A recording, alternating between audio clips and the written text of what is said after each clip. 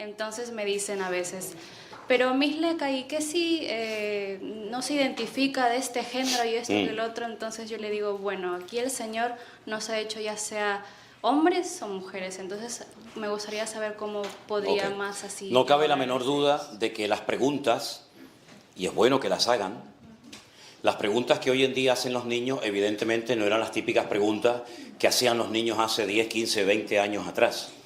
Lo que tenemos que responderles con toda naturalidad y sin tonterías. No, es que los niños vienen de la cigüeña. Y el niño te dice, papá, es cigüeña. Entonces, primero, no sorprendernos por las preguntas que van a hacer los niños, porque claro, des en cuenta que la educación que reciben los niños en la escuela hoy en día no es la educación que nosotros nos dieron. Entonces, claro, se produce un dilema. Tengo un amigo mío que vive en Tel Aviv, en Israel, y su hijo le dijo, papá, en ese momento el niño tendría 7, 8 años, le dice, papá, mi mejor amigo tiene 2 papás. Y el padre le dijo, no, hijo, tu amiguito tendrá papá y mamá. Y dice que no, que tiene 2 papás. Entonces, bueno, ahí se produjo una especie de lucha, ¿no? Y el papá dice, yo te voy a buscar el próximo día al colegio. Y entonces cuando fue al colegio, el hijo le dijo, mira, este es mi mejor amigo. Y mira, ¿ves cómo tiene 2 papás? Porque el papá estaba con otro tipo. Entonces, ¿cómo le va a decir el padre? No tiene 2 papás. Y el niño dice, pero tú no ves que son 2 tipos, tú no ves que son 2 papás. Entonces, primero, las preguntas que los niños van a hacer hoy en día son preguntas que uno, primeramente, no tiene por qué sorprenderse, porque estamos viviendo en otra generación, en otra época, donde se recibe otra educación y donde tanto ha cambiado las cosas. No responder con ira, ni con enojo, sino vamos a ver, mira, todo en la vida se divide en géneros. Y tú le sacas un pelo, un trozo de piel, trozo de piel muerta incluso a cualquier ser vivo y automáticamente te dice si es macho o es hembra. Es verdad que en el mundo de la microbiología hay seres hermafroditas, ¿de acuerdo? Son macho y hembra. Incluso hay seres que el que para es el macho y no la hembra. Menos mal que eso no nos toca a nosotros, porque si no yo me muero, ¿no? Pero en la raza humana, en los mamíferos, hay género masculino y femenino. La enseñanza de que hay un tercer género o un género neutro, eso no se puede demostrar científicamente. A mí me hace mucha gracia porque recurren a los argumentos científicos cuando les interesa y cuando no, pues dicen, no, porque es así, ¿no? Pero yo quiero que usted me traiga aquí un día delante de mí a un macho, a una hembra y a un no sé qué. No te lo van a poder demostrar nunca en la vida, no te lo pueden demostrar. Simplemente son cosas que se repiten y se enseñan y se inculcan, ¿verdad? Con toda esta ideología nueva que está generando en el mundo. Pero si nosotros recurrimos a la palabra de Dios como cristianos, la Biblia nos habla de 2 géneros, macho y hembra, varón y hembra. Dice la Biblia que Dios lo creó así. Y en el mundo es lo que existe. En el mundo es lo que existe. Ahora, el día que la ciencia médica presente a un tercer género, las cosas van a cambiar. Pero es que no lo van a poder hacer nunca, porque eso es rotundamente falso. Entonces, una mentira no se convierte en verdad por más que la repitas. Entonces, si al niño le enseñan en la escuela, no, hay un tercer género, eso es mentira. Y yo le diría al niño, dígale al maestro que se lo demuestre científicamente. No porque un filósofo o no sé quién dijo esto o aquello, no, demuéstremelo científicamente. Y ahí se acabó la conversación, porque no te lo van a poder demostrar científicamente. Pero responderle con argumentos, ¿verdad? No decir, niño, no preguntes eso, porque entonces el niño se cierra y en vez de preguntarle a papá o a mamá, se lo va a preguntar al de la esquina y le va a decir algo completamente diferente a lo que tú le enseñas. Entonces, que el niño tenga la libertad de preguntar lo que quiera, porque a quien tienen que preguntar los hijos es a sus padres. Y hay de los padres que hayan perdido ese vínculo con el hijo, que ya el hijo ni siquiera se atreve a decirle a papá, mira que me está pasando esto, o mira papá que me dijeron esto otro. Eso sería una tragedia, que tus hijos pierdan la confianza y que tengan más que respeto, miedo. Eso jamás. Entonces ustedes como maestras, lo que tienen que decir a los niños, háganme la pregunta que quieran. No se avergüencen, ni es nada malo preguntar. Al contrario, yo veo que es malo no preguntar. Pero preguntar es bueno y sano, y que sigan preguntando lo que quieran. Pero lógicamente uno tiene que estar preparado adecuadamente para dar una respuesta coherente, ¿verdad? ¿sí? Es como, por ejemplo, a veces me dice la gente, me decía hoy una hermana, no, lo de la teoría de la evolución. Bueno, la misma palabra lo dice, es una teoría, pero es que hay 7. Pasa que la más extendida, la más, digamos, familiarizada por la gente es la de la evolución, que no es que el hombre viene del mono, esa no dice, la teoría de la evolución no dice eso, ¿no? No, el famoso Big Bang, es que el Big Bang es verdad, es que hubo un Big Bang, pero es que la Biblia empieza desde otro punto de vista a contar la historia de la creación, pero efectivamente hubo un Big Bang. Mira, yo una vez hice una cosa en una reunión de jóvenes, muy interesante, la mayoría de ellos eran, muchos de ellos universitarios. Les dije, mira, tráigame, ¿cómo lo llaman aquí? Un globo eso que se sopla. Ok, digo, tráigame un globo desinflado, con un rotulador, pónganle así como los dos ojitos, ¿no? Pongan así 2 ojitos, la nariz y la boca. Ok, mídame la distancia entre el ojo derecho y el ojo izquierdo. Nada, 1 centímetro. Ok, inflelo. Cuando el globo se infla, mide la distancia ahora entre el ojo derecho y el ojo izquierdo, ¿no? Uy, 20 centímetros. Uy, pero ¿cuál es la verdad? ¿Las dos son la verdad? Las dos son la verdad. Pasa que uno está inflado y otro está desinflado. Entonces, cuando usted mira el universo se está estirando a una velocidad constante. El universo no está quieto. El universo se mueve y se va estirando y estirando y estirando. Claro, la pregunta es, ¿hasta cuándo se va a estirar? ¿Volverá otra vez al inicio o llegará un momento que el universo ¡pum!, se quiebra y se crea otro universo y otras galaxias? Eso todavía no lo han respondido los científicos. Pero es verdad que el universo se está estirando como el chicle. Entonces, si la Biblia te cuenta la historia del globo desinflado de aquí para acá, lo que te cuenta es verdad. Pero la ciencia te cuenta la historia desde aquí hasta donde se ha estirado. Entonces, este dice la verdad y aquel también la dice. Lo que pasa es que la forma de contabilizar el tiempo y el espacio es diferente para un cristiano que para un científico. No están reñidos uno con otro, sino simplemente que uno mira el universo estirado y cuando Dios creó el mundo, lo creó compacto, aún no se había estirado. Pero la creación, todo lo que Dios ha creado se ha ido no evolucionando, se ha ido como estirando y entonces, claro, las formas de medición son diferentes, pero los dos tienen la razón. Y muchas veces ese tipo de argumentos la gente no lo sabe. No, es que la Biblia dice, sí, pero es que la Biblia dice otra cosa. Es que los dos tienen la razón y no tienen por qué pelearse el uno con el otro, sino simplemente es cuestión de con qué vara de medir vamos a medir la cuestión, con pulgadas o con centímetros, ¿verdad? ¿Ok? ¿Alguien tiene alguna preguntita? Sería bueno que viniera aquí y la hiciera al micrófono, porque como la estamos grabando, queremos que esto quede grabado. Hermana, venga para acá. ¿Cuál es su pregunta? Mi pregunta es sobre el bautismo. Ajá. Por ejemplo, yo no he podido bautizar ahora porque no tengo el tiempo necesario. Entonces, en un caso de emergencia, como en la otra iglesia se hacía que cualquiera podía bautizar en un caso de emergencia, en este caso, ¿cómo sería? ¿A qué iglesia se refiere? A católica. Es que nosotros no estamos en la iglesia católica. No, por eso en esa iglesia se decía que en caso de una emergencia de muerte, digamos, cualquiera podía bautizar a la otra persona, a la enferma. Pero en este caso, si uno no estaba enfermo con peligro de muerte y no me he bautizado, ¿qué pasa? ¿Qué pasa? Nada. Pero no ¿Usted se va a morir? Pues supongamos. No, mire, hermana, escúcheme una cosa, vamos a ser serios.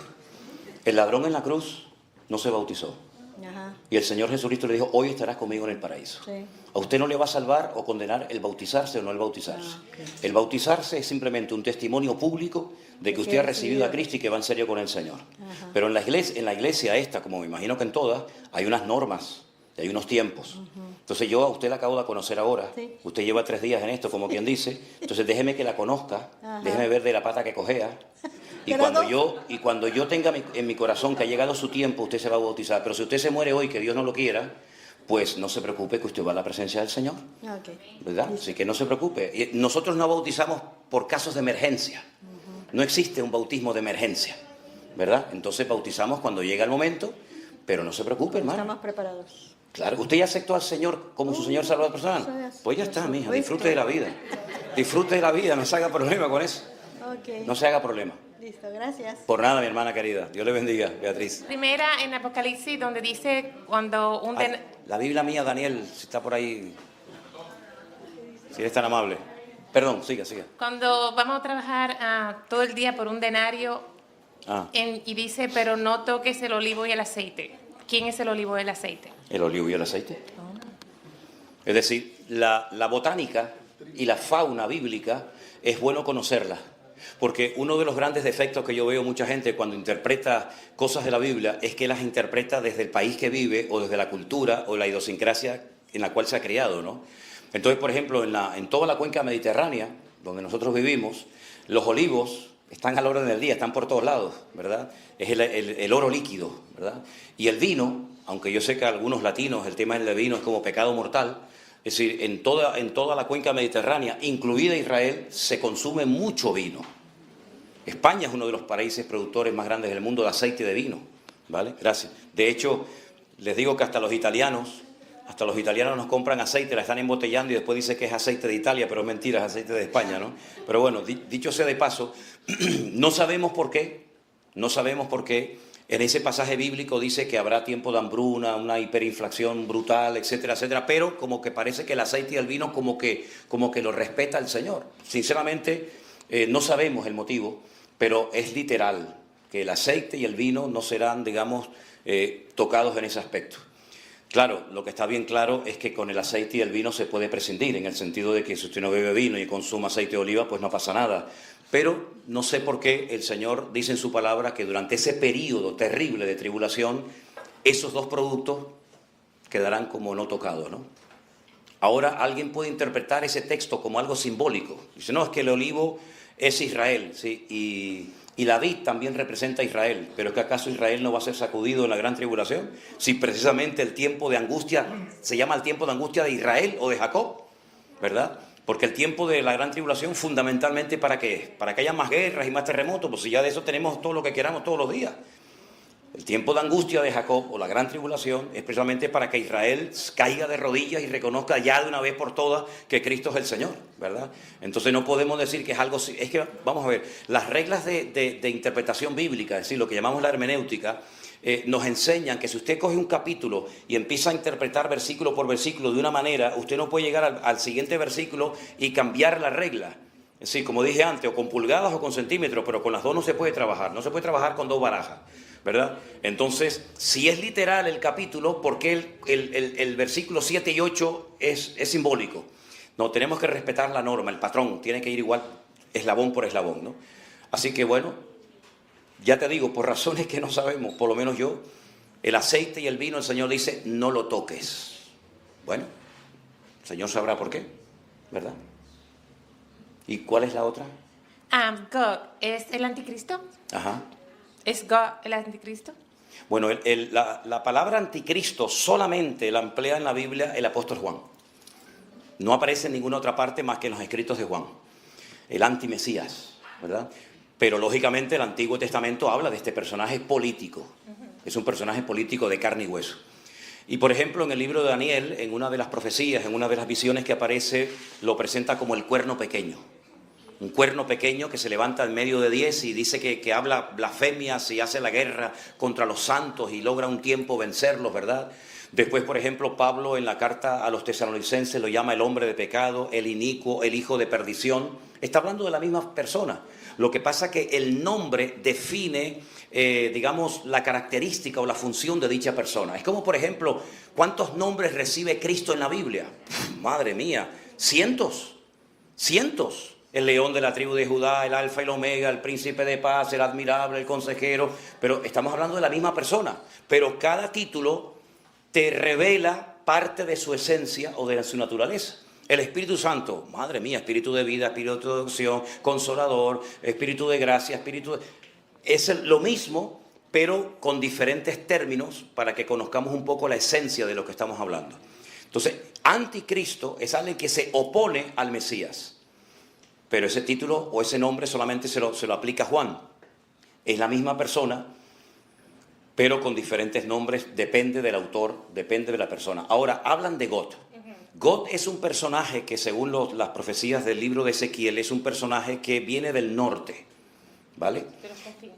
De los confines de la tierra. Pero no viene por su propia cuenta, sino que el Señor dice que lo agarra de aquí. Lo agarra de aquí y dice, te voy a traer aquí a mi tierra y aquí te voy a probar, y aquí te voy a demostrar quién soy yo. Si no es que el anticristo dice, voy a atacar a Israel. No, tú vas a atacar a Israel cuando yo te diga. Y tú vas a entrar en mi tierra cuando yo quiera que entre. Y si no, no vas a entrar. ¿Vale? Entonces, God, en el judaísmo, es ese que nosotros llamamos en el Nuevo Testamento el anticristo. Ellos lo llaman God. O el asirio, que también lo llaman otros personajes el asirio, ¿verdad? Porque viene algunos dicen que viene con una confederación enorme de naciones procedentes del norte. God, Magog, Mesed y Tubal, ¿no? Esos nombres aparecen en el libro del Génesis, son descendientes de Noé y toda esta gente, ¿verdad? Así que God puede ser una referencia al mismo personaje del cual estamos hablando. ¿Ok? ¿Puedo seguir? Claro. Ok, yo soy nueva en todo esto y estoy aprendiendo con toda Fantástico, gloria a Dios, Ok. qué maravilla, qué maravilla. Entonces, una de las señales de los últimos tiempos será cuando la palabra del Señor llegue a los confines del mundo, ¿right? Sí, es una de las señales, sí. ¿Cómo podemos darnos cuenta de que ya todo el mundo sabe y conoce a Dios? Bueno, el mismo versículo te da la respuesta. Y cuando este evangelio sea predicado en todas las naciones de la tierra, entonces vendrá el fin. Por lo tanto, se ve que faltan todavía lugares por alcanzar para Cristo porque aún no ha llegado el fin. Ok, entonces ya esto no es una pregunta, es un advice, un consejo. ¿Un qué? Un consejo ¿Un consejo? para mí. Ah, ¿para usted? Sí. Ah, ¿te lo das tú mismo? No, me lo va a dar usted. Ah, yo te lo doy. Ah, no, pensaba que se lo iba a dar ella misma, ¿no? Vale, dime, perdón. Ok. No sé a veces cómo vivir, porque uno peca aunque sea de pensamiento.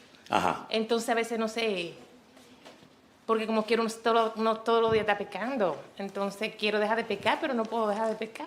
¿Te puedo hacer una pregunta? ¿Te puedo hacer una pregunta? Sí. ¿Tú serías capaz de estar una semana entera sin pecar?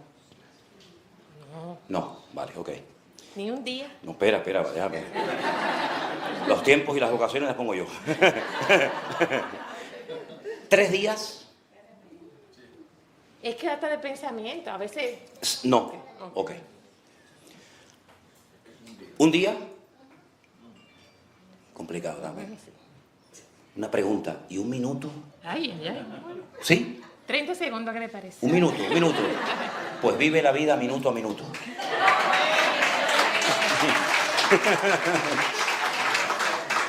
Es decir, la Biblia dice en Romanos 8:1, ninguna condenación hay para los que están en Cristo Jesús, Señor nuestro. Usted puede tener malos pensamientos y yo también los tengo. Usted puede tener tentaciones, yo también las tengo. Pero una cosa es que te vengan esas cosas y otra cosa es que caigas en esas tentaciones. El mismo Señor Jesucristo, el santo varón, fue tentado, pero no pecó. Entonces, la lucha es real, ¿verdad? Pero también la fortaleza y la presencia del Señor cada día en tu vida es más poderosa, y lo que a lo mejor hoy no puedes vencer y derrotar, mañana sí podrás. Pero quédate con ese consejo. Vive la vida minuto a minuto y vas a poder vivir feliz sin condenación alguna. Gracias. De nada, de nada.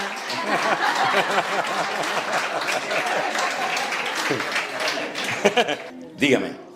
Buenas tardes a todos. Buenas tardes. Pastor, en el Salmo 23, el versículo 5, dice, aderezas mesa delante de mí en presencia de mis angustiadores. Unges mi cabeza con aceite. Ahí me quedo. Yo estoy en la mesa de ventas y me llamó la atención que algunas personas venían a la mesa y nos preguntaban si traíamos aceite ungido. Ajá. ¿Cuál es ese aceite ungido? Usted nos ha hecho una historia de por qué la semejanza del pastor con sus ovejas y el aceite que unge el Señor, pero ¿un aceite ungido alguien lo fabrica o es una mala información? Bueno, es mire, una pregunta que No, está muy bien, está muy interesante la pregunta. Miren, el tema del aceite ungido arranca de la Torá de Moisés, cuando el aceite, que es un elemento conocidísimo y muy extendido en la cultura del Mediterráneo, se utilizaba para varias cosas. Cuando se llevaban las aceitunas a la prensa, lo primero que se prensaba, la primera aceite, era apartada para el servicio del templo, porque es la más pura. La segunda vez que se volvía a prensar la misma aceituna y seguía saliendo aceite, era para el uso común de la gente, para cocinar y para lo que fuera. Y la última prensa que se hacía, ya lo último, era para las lámparas de aceite. ¿Ok? Esas son las distintas calidades que hay del aceite, ¿no? Usted las prueba, hay gente que cata el vino y hay gente que cata el aceite y sabe que este es aceite virgen, esta tiene esto, y este tiene un grado, lo que sea. Además lo distingues por el color. Ahora, el aceite que se utilizaba para ungir a los profetas, a los reyes, a los sumos sacerdotes, o aparte del mobiliario del tabernáculo y posteriormente del templo, era un aceite especial, que no se podía utilizar para otros usos más que para ese. Era un aceite santo, un aceite, bueno, consagrado solamente para el Señor. Solamente en el Nuevo Testamento hay un autor que habla de utilizar aceite para casos puntuales, para ungir enfermos, que es Santiago. Está alguno enfermo entre vosotros, dice, llame a los ancianos de la iglesia, únjalo con aceite y oren por él, y ya conocemos el resto de la historia. En ninguna otra parte, ni siquiera yo veo a Jesús ni a los discípulos utilizando en ningún momento aceite para ungir a los enfermos y orar por ellos. Pero en Santiago sí nos dice que se puede en un momento determinado ungir con un poquito de aceite la frente, la cabeza de una persona para orar por él. Si no, no hay ningún pecado hacerlo o no hacerlo.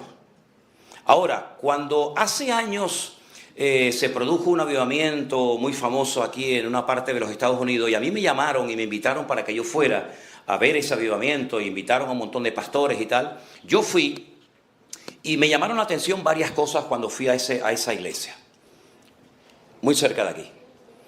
Resulta que a mí me habían dicho que la gente hacía colas, largas colas de horas, para poder entrar a la iglesia. Entonces, claro, cuando yo llegué a ese lugar y yo vi efectivamente esas colas multitudinarias, pues hombre, llama la atención, ¿no? Llama la atención ver un montón de gente esperando, haciendo cola para entrar a una iglesia. Pero lo que me llamó la atención es que cuando entré al templo nadie estaba de pie, sino que todos estaban sentados. Y yo dije, hombre, claro, ¿cómo no van a estar de pie fuera si la puerta de la iglesia está cerrada? Si yo, por ejemplo, voy a hacer un culto en una iglesia y yo digo, la puerta de la iglesia no se abre. Bueno, estos días hemos visto, ¿no? En las cenas, ¿no?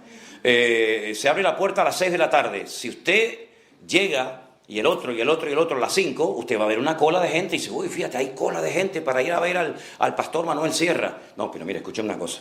Si se hubiera abierto la puerta a las 5 de la tarde, la cola no estaría. La gente ya estaría dentro. Pero claro, uno va y dice, uy, colas de gente, multitudes de personas esperando para el culto. Bueno, hermano, ábrele la puerta para que vea que no hay ni uno en la puerta de la calle. Entonces, esas cosas a mí muchas veces yo digo, cuidado. En uno de los cultos, cuando entrábamos todos para ir a la iglesia, pusieron una mesa enorme con botellitas así chiquititas de aceite. Entonces, a todos los que entraban le daban una, le daban otra. Entonces, cuando llegaron a mí, yo le pregunté al ujier, le digo, ¿esto qué cosa es? Y me dijo, esto es ungido, aceite ungida por nosotros para que se la lleven a sus países y se lleven el avivamiento. Y yo le dije, muchísimas gracias, no me hace falta. Vamos a estar comerciando con el aceite para yo llevarme en un frasco, y si se me rompe el frasco me pierde la maleta, no me llevo el avivamiento a España. Nadie puede fabricar un aceite ungido para llevarlo a una iglesia para que Dios haga milagros, señales y prodigios. Porque el que lo hace no es el aceite, es el Señor el que hace la obra. Porque al final vamos a terminar adorando el aceite en vez de adorar al Señor del aceite. Que es lamentablemente lo que muchas veces pasa. Y es lo que se ha extendido en el mundo católico, del clavo, de la espina, de no sé qué y no sé cuánto. Entonces no existe eso de aceite ungido. Ahora en Israel, si ustedes van a muchas librerías, incluso librerías cristianas evangélicas, te venden aceite ungido. Que alguien quiere comprar un frasquito de aceite y llevarlo a su iglesia y orar por los hermanos, oiga, como si usted se quiere comprar un elefante, se lo lleva, a mí no hay ningún problema con eso. Pero no me venga a mí con el cuento de que ese aceite está ungido. Porque el que tiene que estar ungido es usted, no el aceite. Entonces, cuando le atribuimos a un elemento inanimado, como puede ser aceite, una piedra, una rama de perejil o tantas cosas, ¿verdad? Cuando le atribuimos un poder o una energía, le estamos robando la gloria a Dios. Entonces usted se imagina, imaginémonos por un momento que yo fuera capaz de hacer un aceite lo suficientemente ungido para que usted se lo lleve en su bolsillo y cuando llega a la iglesia produce una revolución tremenda. ¿Yo me haría millonario? Imagínense, yo patento eso y me hago millonario. Pero es que eso no existe. Eso no existe. Por lo tanto, se puede utilizar aceite para ungir a una persona, no hay ningún problema, pero eso de que quién fabrica, dónde se fabrica el aceite ungido, no, mi hermana. ¿Y dónde lo embotellan? ¿Y dónde lo embotellan? Bueno, ya eso... Ahora, lo que sí le digo... Por la pregunta que me hacían, que si vendíamos No, aceite nosotros no ungido. vendemos aceite ungido. Si quiere, le traigo aceite de... Yo, por ejemplo, cuando voy a Israel, yo le llevo de regalo a amigos míos botellitas de aceite de oliva. Como un detallito, pero nunca se me ocurriría decir, le traigo aceite ungido de España. Porque van a decir, pues úsela primero en su casa con los españoles antes de traerla para nosotros, ¿no? Entonces, no vendemos nosotros en los nuestros... Es lo que yo respondí, No, que no no tenemos. vendemos, pero le quise hacer la pregunta porque a mí me desconcertó, porque yo de todo lo que lo he seguido desde la pandemia, yo he escuchado qué significa el aceite ungido y que nosotros somos los borregos y el pastor es nuestro Señor que nos cuida y nos unge de aceite, porque los borregos son en similitud son muy débiles y no se pueden Ya, defender. sí, sí. Entonces los ungen con aceite para que no los molesten los insectos. Aprendí. Sí, pero, usted no tiene ningún insecto encima, yo no le No, tengo que no, echar no. aceite. ¿Me entiende, No, hermana? pero es lo que yo aprendí. Metafóricamente hablando, vaya, Exactamente. metafóricamente, ok, sí, Exactamente. exacto. Y por eso yo le dije que no. Cuando vendíamos. alguien de ustedes esté en alguna mesa, en un hotel o en cualquier lugar, y alguien le haga esa pregunta, dice, mire hermano, nosotros no tenemos eso aquí. Claro. Cómprele usted una librería evangélica o lo que nosotros no vendemos esas cosas. Otra Le puedo que- vender una tacita, le puedo vender una camisetita, pero ya aceite ungido no entramos en eso. ¿Sí? Porque le pasó a usted en estos días eso. Sí. Sí, ¿y usted Sí, qué fue respondía? que nosotros no vendemos, pero Ok, me perfecto. quedé sorprendida y obviamente, pero tenemos llaveros, plumas, obviamente. Por eso se acabó todo a la venta. Claro. Vendimos todo, gracias Sí, a bueno, Dios. yo sé que, de hecho a mí me han pedido, hermanos, por favor tráigame aceite ungido de Israel. A mí me han pedido eso. Hermano, aceite ungido de Israel. ¿Y qué pasa? Que el aceite que tenemos en casa, pero es atribuirle a cosas lo que usted le quiere atribuir. El aceite no deja de ser aceite. Dios no derrama aceite no derrama unción sobre aceite, derrama unción sobre su vida. De hecho, David dice, mi cabeza está rebosando, mi copa está rebosando, ¿no?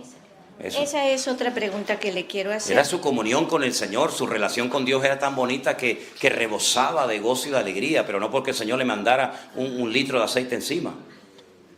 Yo me acuerdo que a una iglesia que yo pastoreé hace muchos años vino un evangelista que vivía aquí en California, y él pedía que cuando lo invitáramos, claro, yo en aquel momento era medio ignorante también, y bueno, después ya pedí perdón al Señor, pero él pedía aceites de litro y medio de aceite de oliva, y entonces él llamaba a la gente adelante, y desde a la plataforma, que era una plataforma alta porque era un cine, él agarraba, y no era una gotita, aquello te bañaba, hermano, y hacía así, y claro, la gente hacía, pues claro, te caía así todo el aceite. Y yo digo, ¿pero qué cosa es esto? Ahí sí que yo puedo decir, qué desperdicio. Ahí sí que era un desperdicio. Pero la gente a veces por ignorancia entra en esas cosas, ¿no? Pero no vendemos aceite ungido, hermana. ¿Puedo hacerle otra pregunta? Sí, cómo no. En Juan 5:28 dice, no se sorprendan tanto. Ciertamente ya se acerca el tiempo en que todos los que están en las tumbas oirán la voz del Hijo de Dios. Mi pregunta es, con esto de la pandemia hubo mucha gente que por causas de fuerza mayor, aunque la gente o los familiares no estuvieran de acuerdo, los cremaron. Entonces mi pregunta es, ¿qué pasa con...? Yo sé que Dios es todopoderoso, pero quiero que por favor me explique. Dice, y se levantarán de las tumbas. En 5:29 dice, y los que hicieron lo bueno saldrán a resurrección de vida, mas los que hicieron lo malo a resurrección de condenación. Mi pregunta es, ¿cómo se levantarán los que fueron enterrados en cuerpo y los cremados? Bueno, mire, cuando usted entierra a una persona, usted va al año y ahí no hay nada. Ahí hay polvo. No hay nada. Los huesos probablemente, pero los huesos también se terminan convirtiendo en polvo. Y los que murieron en una explosión, en un accidente aéreo, y los que los arrojaron a lo profundo de la mar, y los que pisaron una granada en un campo de batalla y salieron sus pedazos en 30.000 pedazos, Entonces, esa respuesta o esa pregunta de cómo resucitarán la explica el apóstol Pablo en 1 Corintios capítulo 15, cuando él dice lo siguiente, en este pasaje que habla de la resurrección de los muertos. Déjeme que le busque concretamente el texto. Dice, porque algunos preguntan, ¿cómo resucitarán? Ya esa pregunta se la hicieron hace años, ¿verdad? ¿Cómo resucitarán? ¿Cómo será la resurrección de la muerte? Y Pablo dice, se siembra en corrupción, se resucita en incorrupción. Se siembra en deshonra, se resucita en gloria. Se siembra en debilidad, resucitará en poder. Se siembra cuerpo animal, se resucita cuerpo espiritual.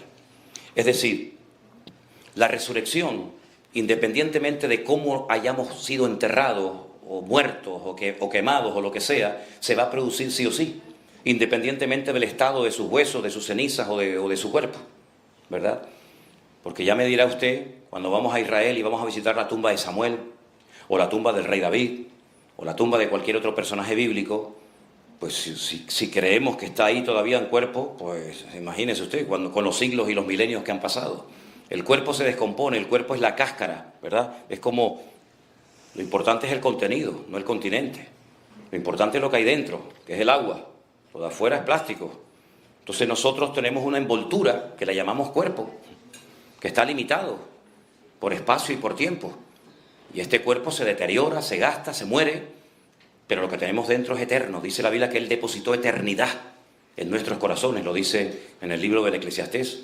Por lo tanto, ese cuerpo con el que nos enterraron no será el mismo con el que resucitemos, porque la Biblia nos enseña que vamos a resucitar con cuerpos transformados, con cuerpos glorificados, y la palabra que emplea Pablo en el griego es la palabra metamorfosis.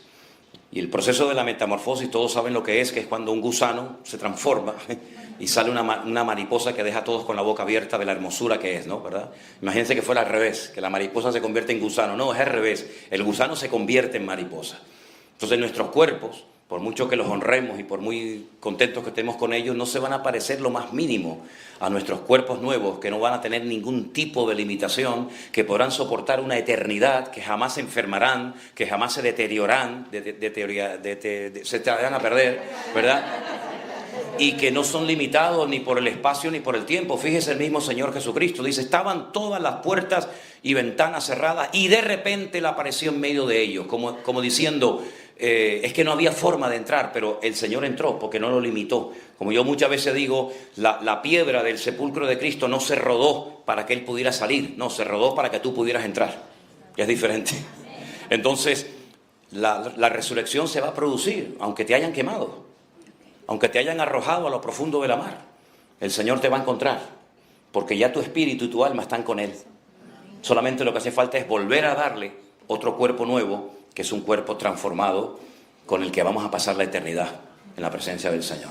¿Se da cuenta? Amén. Muchas gracias. Por nada, hermano. Una bendición. Hacemos la última pregunta, ¿les parece? ¿Alguien más tiene una pregunta? A mi papá, por ejemplo, mi papá pidió... Bueno, yo cuando llegué allí a enterrar a mi padre ya estaba todo preparado y ya me dijeron, mira, esto es lo que hay, y ya ahí casi no podía ni abrir la boca. Dice, no, es que papá dijo que había que quemarlo. Bueno, ¿qué quieren que le diga? Pues como nadie se atrevía a entrar adentro, pues el que entró fui yo. Y entré y bueno, yo vi el proceso de cómo los queman y a veces cuando la gente se lleva las cenizas, yo digo, ¿las cenizas de quién te llevaste? ¿De quién te llevaste la ceniza? Porque yo cuando entré allí, y era como una cinta de esas transportadoras, como las del aeropuerto que llevan las maletas, ¿no? Una cinta así que ponen la caja, entonces viene aquí hay un horno con una temperatura tremenda que te quema la cara, un calor allí abrasador, la familia está afuera, y venía el cuerpo de mi padre en la caja, y hay un momento que la cinta la paran, y entonces yo pues le dije a mi padre, hasta pronto, ¿no? Y entonces... cuando yo miré, hay como una parte así, como una cosa que sale, la ceniza, pero yo cuando miré así, eso estaba lleno de cenizas. Ahí había montañas de cenizas. Porque no es que sacan el cuerpo y lo queman, es que lo queman con todo. Con todo, que yo pensaba que bueno, ahora lo sacarán y lo meten y la caja se la venden a otro, yo qué sé. No, lo meten entero, caja y todo, coronas de flores y todo lo que usted haya puesto dentro. Entonces él entró, abrieron esa cosa así, él entró, cierran y ahí lo queman todo. Pero es que antes de yo entrar ya estaban saliendo, claro, cuando a él lo metieron salieron más cenizas, pero salieron cenizas de madera, de flores, de todo. Entonces hay unas cosas así, como unas urnas así, que ellos van, la llenan de ceniza, ahí se lleva el viejo. Toma, ahí se lleva el papito. Sí, pero es que mi padre lo acabo de meter ahora y usted me está dando... Entonces se das cuenta cómo muchas veces la gente se lleva las cenizas que no son ni de tu padre. Y además te voy a decir una cosa, ¿yo para qué quiero las cenizas de mi padre? Bueno, mi padre como fue torero, quería que escogiéramos las cenizas, las tiráramos en plazas de toros, bueno, un rollo que yo le dije, no, conmigo no jueguen con ese rollo, porque yo no voy a ir por las plazas de España tirando cenizas, que parezco el Papa tirando el botafumeiro eso, Dios mío. A mí se me dejan de rollo, capaz que tiro el brazo por aquí, la pierna por allá, y después voy a buscar rompecabezas. Digo, nada, a mí no me... Entonces, Dios nos va a dar un cuerpo nuevo, y a mí me da igual, hermano. Ahora, lo que sí les digo, muchas veces me preguntan, en la Biblia, yo hablo de la Biblia, no hablo de este contexto moderno, occidental, en la Biblia, lo peor que se le podía hacer a una persona era prenderle fuego. Eso era impensable, eso era una cosa terrible. Eso pasó solamente con los huesos de Saúl y bueno, por una circunstancia X, pero en la Biblia se le daba sepultura y se honraba y se visita las sepulturas y todo eso, ya cada uno a su conciencia. Pero no nos tenemos que preocupar de decir, ay, que me quemaron y entonces ahora, pero tú te crees que el Señor no va a saber dónde tú estás, mijo. Entonces eso es lo de menos, ¿sí?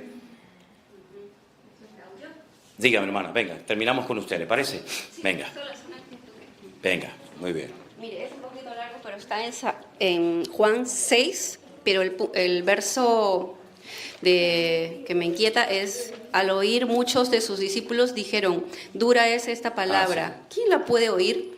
Pero más arriba estaba el Señor Jesús enseñando en Capernaum a todos sobre acerca de la vida eterna, el pan de vida, yo soy he descendido del cielo, y luego también más abajo dijo, el que come mi carne y bebe mi sangre tiene vida eterna. Estoy parafraseando nada más porque es largo. Sí. Y luego más abajo dice, este es el pan que descendió del cielo, no como vuestros padres comieron el maná.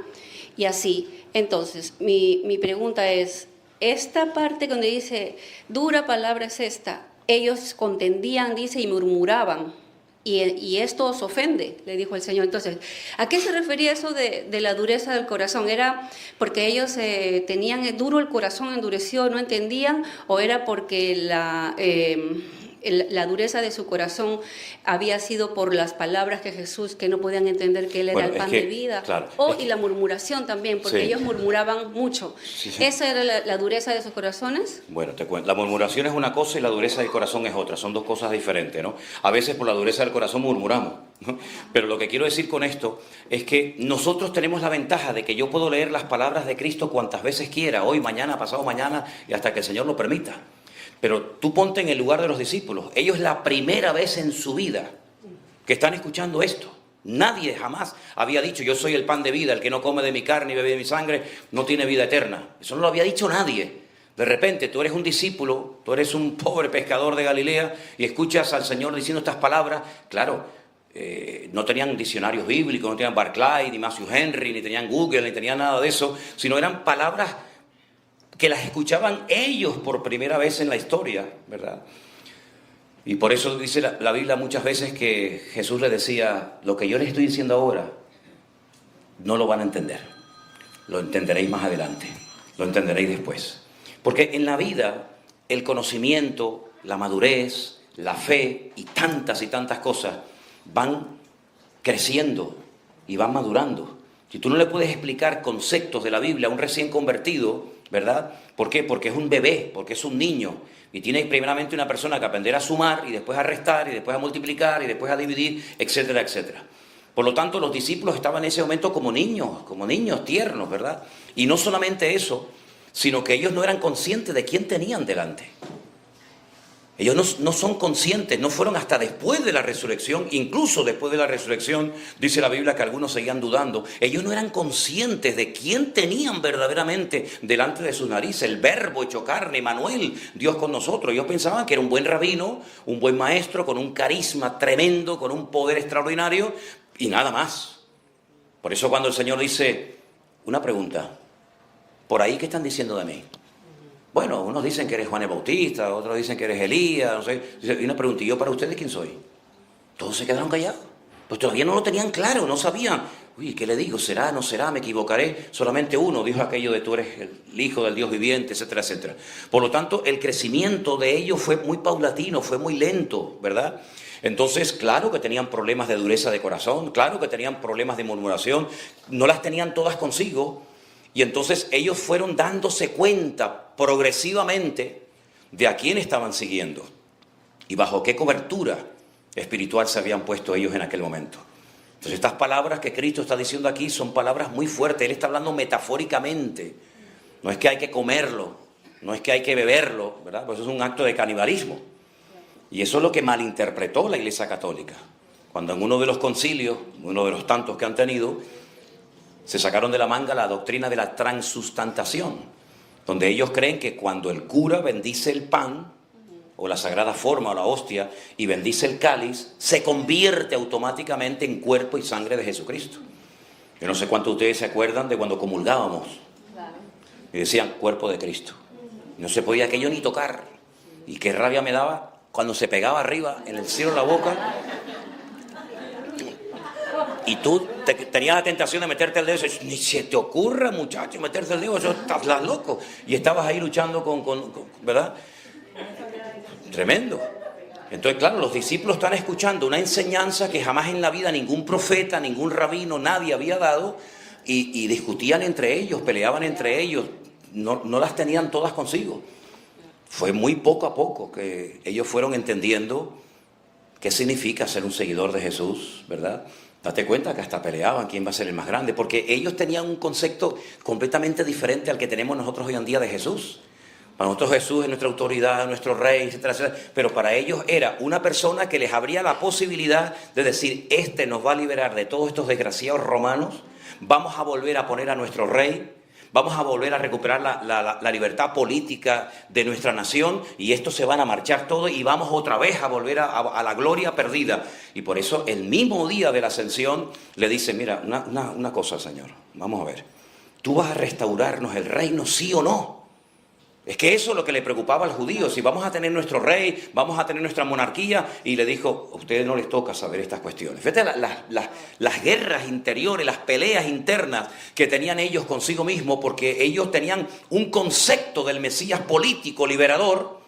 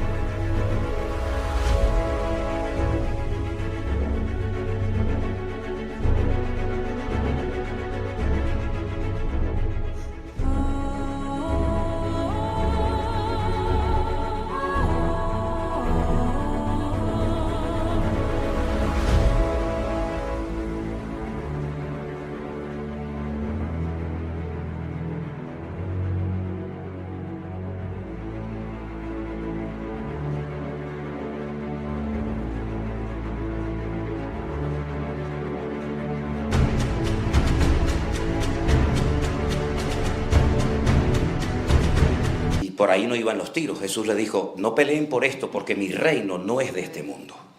Nosotros vivimos en el mundo, pero no somos de este mundo. Por lo tanto, no estén peleando quién va a ser el mayor, quién va a ser el menor, porque por ahí no van los tiros. Y de hecho, uno de los grandes problemas, lamentablemente, que tiene la nación de Israel es que añoran, y esa añoranza te puede llevar a la muerte y a la depresión, porque añoran recuperar una gloria perdida que nunca van a volver a recuperar, por lo menos de esa manera, teniendo su rey terrenal, teniendo su templo abierto con sus sacrificios. Entonces hay que ponerse en el lugar de los discípulos, hay que ponerse en el lugar de ellos. Yo me pregunto, y si yo hubiera sido en ese momento discípulo de Cristo, ¿yo hubiera creído todo inmediatamente cuando el Señor lo daba? Yo creo que no. Yo creo que muchas veces, pero date cuenta que hay parábolas que tú y yo entendemos perfectamente. La parábola del sembrador, ¿quién no la entiende? Las 4 formas de reaccionar el corazón humano ante la predicación de la palabra de Dios. Sí, claro, pero los discípulos dicen, ¿nos podés explicar la parábola porque no la entendimos? Había cosas que un niño de una escuela dominical entiende hoy en día y te las puede compartir, y ellos no las entendían. Porque ellos estaban haciendo la historia. Nosotros miramos hacia atrás y vemos la historia, y vemos el recorrido y el cumplimiento del ministerio de Jesús, pero ellos estaban haciendo sobre la marcha. Es como cuando le dice el Señor a Marta y a María, que estaban dolidas con el Señor. Señor, te mandamos a llamar hace 4 días. Es decir, nosotros hicimos nuestra parte. No es que dijimos, bueno, no, Señor, estaba enfermo, el que tú amas, como diciéndole, al que tú amas, no es cualquiera, el que tú amas. Te mandamos a llamar hace 4 días. Y no viniste. ¿Ahora para qué vienes? Si tú hubieras estado aquí, fíjate lo que le están diciendo, Si tú hubieras estado aquí, mi hermano no estaría muerto. Así que la culpa la tienes tú. Porque yo te llamé y tú me fallaste y no viniste. Fíjate lo que le están diciendo al Señor, Y el Señor le dice, el que cree en mí, aunque esté muerto, vivirá.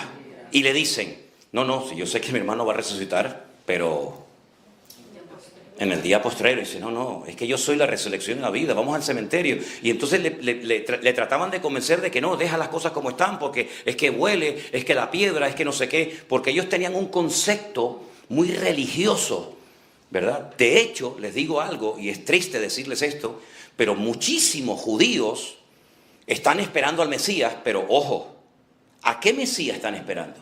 Están esperando a un superhombre, a un superrey David, que cuando venga va a obtener la paz con los palestinos, con el mundo árabe, con todos los vecinos que los odian, ¿verdad? Ellos van a tener paz. ¿Para qué? Para que ahora por fin podamos estudiar la Torá tranquilamente, sin que nadie nos moleste, ni venga un loco que una metralleta nos mate aquí a 7, 8, y para que nuestros niños puedan salir a la calle sin peligro. Ese es el Mesías que nos va a venir. Y ese Mesías tendrá que ir todos los días o de vez en cuando al templo a presentar sus correspondientes sacrificios como cualquier otro pecador. Y yo digo, no, pero, perdona, ese no es el Mesías que yo estoy esperando, perdona. Yo no estoy esperando a un Mesías que viene para que usted esté tranquilo, para que esté estudiando la Biblia y nadie le moleste, y que después tendrá que ir al templo a pedir perdón por sus pecados. Yo estoy esperando al Rey de Reyes y Señor de los Señores. Entonces, claro, uno tiene que pensar como ellos pensaban en aquel momento. Por eso las batallas internas que tenían eran brutales, eran tremendas. Pero bueno, gracias al Señor que después aprendieron y gracias a ellos, ¿no? Dice Pablo que sobre los apóstoles y profetas edifiquemos nuestra fe. Pero una cosa es leer la Biblia y mirar para atrás y decir, claro, ahora lo entiendo, sí, pero en aquel momento, cuando yo voy al monte de las bienaventuranzas y leo las bienaventuranzas y le digo, este mensaje que ustedes se pueden aprender de memoria, los primeros que los escucharon fueron aquellas multitudes. Y tú imagínate, la primera vez que se dice el Padre Nuestro. ¿Quién no se sabe el Padre Nuestro? Cualquiera. Pero es la primera vez en su vida que oían, bienaventurados los pobres en espíritu, porque ellos verán a Dios. Claro, yo lo entiendo y te lo explico, pero ellos decían, ¿y eso qué cosa es? Un pobre en espíritu, y los misericordiosos, y los pacificadores, y Padre Nuestro, y ojo por ojo, pero eso ahora no es así, esto es asado. Ellos no tenían tiempo, porque date cuenta que con Cristo aprendías desde que te levantabas hasta que te acostabas. Y estabas todavía pensando, Padre Nuestro que está en los cielos, y de repente viene, no, porque había una higuera y había un hijo que se perdió. Yo aún no entiendo todavía lo de esto y me está explicando todavía otra cosa. Los pobrecitos no daban más, ¿sabes? Pero gracias al Señor, porque al final entendí.